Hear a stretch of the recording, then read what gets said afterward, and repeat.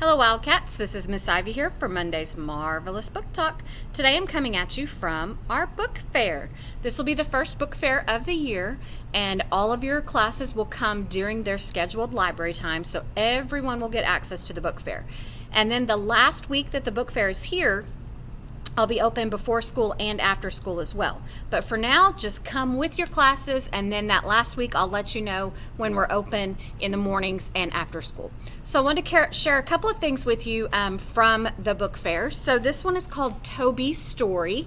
This is by Bruce Carman, and he has written lots of books like this. So in this one, Toby is a little beagle dog, and he's kind of small for a puppy. So all of his little litter mates get adopted really quickly.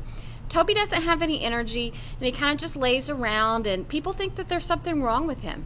So, because he is so relaxed and doesn't really do anything, he gets adopted by Mona.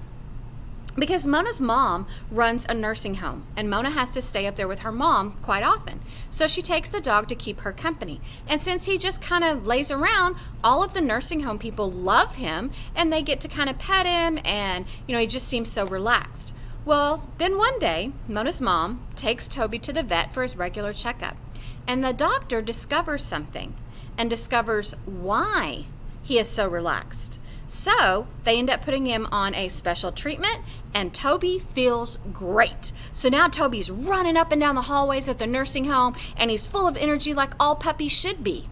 But then the question is that a little too energetic for the nursing home? Is that a little too much for Mona and her mom to have to handle?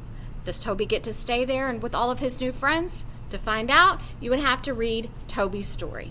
So if that's not up your alley for all of my Alan Gratz fans, we also have the brand new Alan Gratz books, Allies. So if you liked Refugees and Code of Honor, we have this one at our book fair as well. So this is Miss Ivy coming at you from your Wayside Library.